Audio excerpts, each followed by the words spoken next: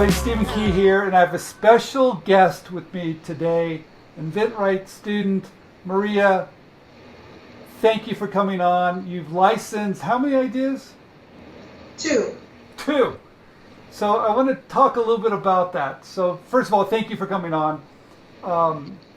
Everybody wonders, how did you do it? How hard was it? So we're just going to dive in a little bit, okay? So I know you have one project that you've been working on for a long time. We're not going to talk about that one because that's a real difficult one. Yes. Okay, yes. So you and I started out working together on this difficult project, and you knew it was going to take a long time, but you're making progress. But for some reason, in the meantime, you licensed an idea. So how did you go from I have my big idea to licensing another idea? Aren't you too busy? Don't you have a full-time job? I have a full-time job, but coming up with ideas is something that I enjoy doing. So it's really not like a hardship for me. It's just I enjoy it, so I don't find it to be like work. I find it to be like, it takes away all the other thoughts of my mind and makes me happy. And I just don't know. I just get it done. I just have a passion for it. Well, how do you get it done if you're working full time and you've got a big job? Yeah, I have a big job. I get up a half hour early in the morning. I sit at my computer at home. I do a little bit of research, depending on where I am with each idea. And then at lunchtime, I'll take a break and do a little more. I'll do some phone calls at lunch. Okay. And then when I come home from work, I'm in the East Coast, so some of the companies are on the West Coast, so they're 3 hours behind me. So I have the 2-hour window to get in touch with them. So I kind of plan it out. So you fit it all in during your day? I fit it all in. Okay. And and then I sit on the webinars, which are extremely helpful. And that's how I licensed my first idea. Well, wait a minute. How do you have time to do the webinars too? So you must be really busy. Yeah. I'm out of the house about 11 hours a day. Okay. And I have very fast-paced, and I work with high-level executives in a Fortune 500 company. Okay. And I'm constantly, being pulled here and being pulled there, and I have a lot of responsibility. All right. But it's like, it's something you like to do, so you have a passion for it, and you find the time, and I did. Good. Well, good for you. So let's talk about, you've got this one big idea, you've been working on it for a while, and how did you come up with a different idea in a different category and be able to license it fairly quick? I mean, did you just kind of give up on this one big idea, or did you say, No, I'm juggling them. I juggle them. And, it's like whichever one was going to hit first would hit, but I put equal effort into all three of them. Okay. The one I licensed was actually something that I had put on the shelf, but I brought it back out. Got it. And when I heard the webinar one night, I said, I was so tired, but I said to myself, you got to be in it to win it.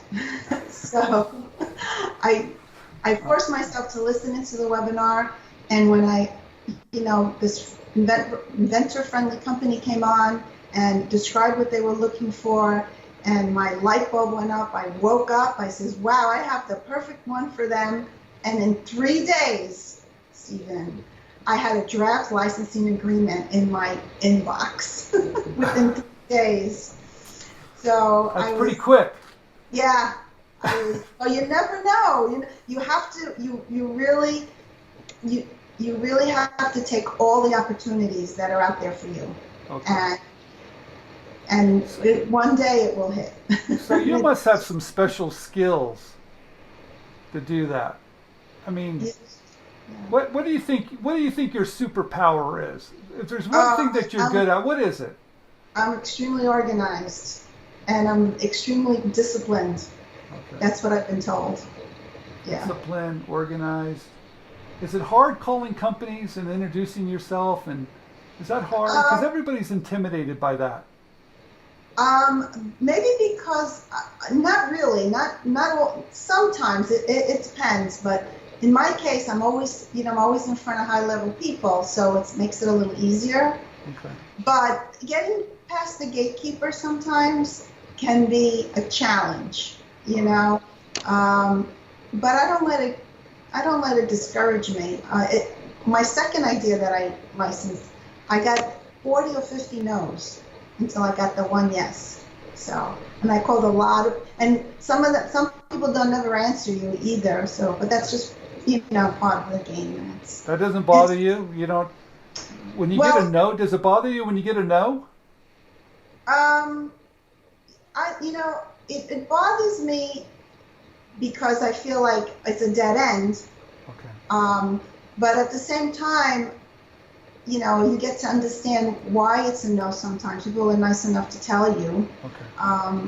But I know that no's are good to get because you're not going to get a yes right away. For sure, you're not going to get a yes. So you got to know that no's are inevitable. So wait a minute.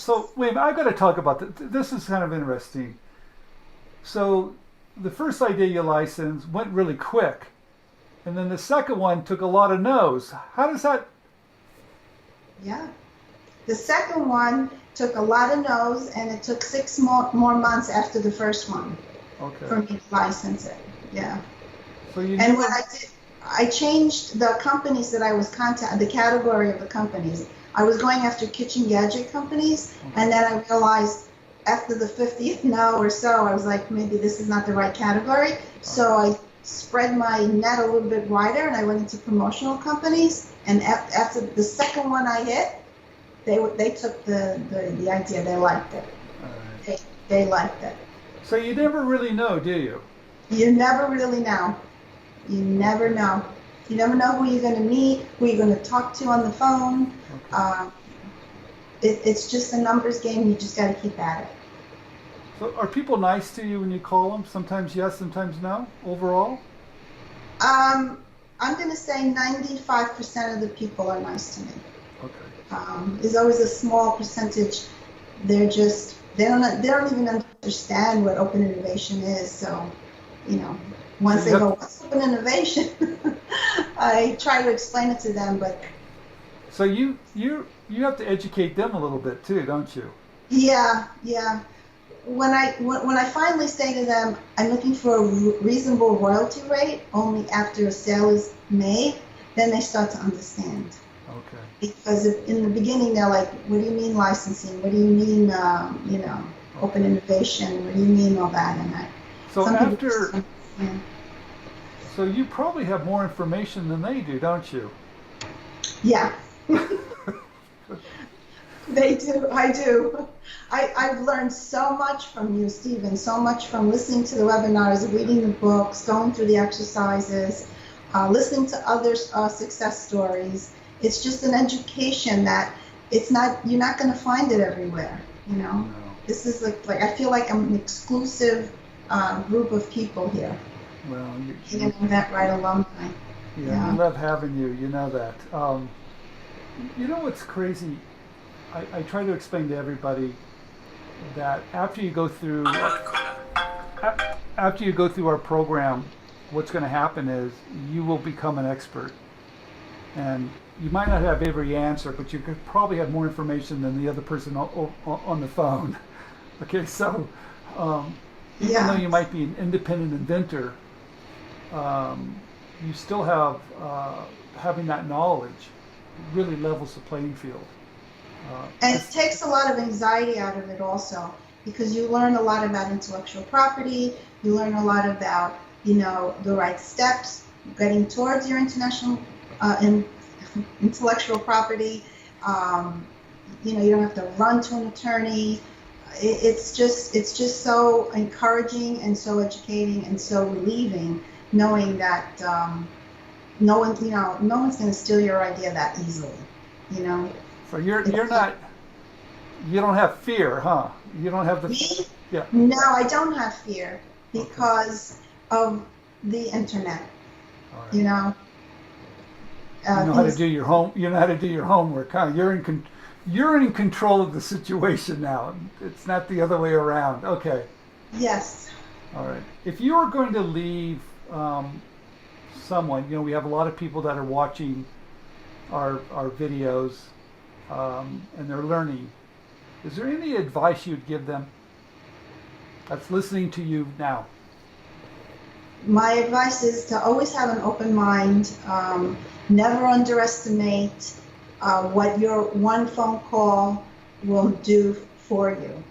All right. Just if you feel discouraged, go back to the webinars and listen to a webinar that tells you how to get in, other people's experiences, because those are the ones that every time I finish listening to a webinar, I got on the phone, I was confident, it was so encouraging to me, and it gave me results.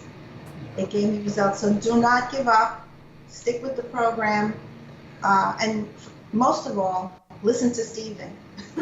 Stephen Key. He knows. Yeah. Well, thank you for saying that so much. Congratulations. I think Thank you.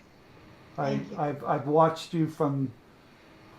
It's been quite a few years, and you're definitely you're becoming a pro at this, and you have a lot of other ideas. I'm sure you do, and you're going to knock it out of the ballpark. You know how to do it. So congratulations.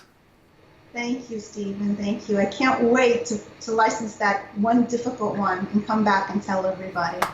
Well, we're going to help you with that one. You know that, and I know Yeah. it's going to happen. It's a little bit more difficult. In fact, you started with the most difficult project you could possibly start, and I told you that. And you're finding out all this other stuff is fairly easy. Yes. But you've got the determination, and you are. I love the way you strategize. I love the way you keep your notes. I love how you put the targets and you hit them, and you just knock it down. And that's what you have to do. So. Absolutely. All Absolutely. right. Well, thank you very much. And thank you for having me, Stephen. It was my pleasure. No, Really thank- enjoyed it. Thank you.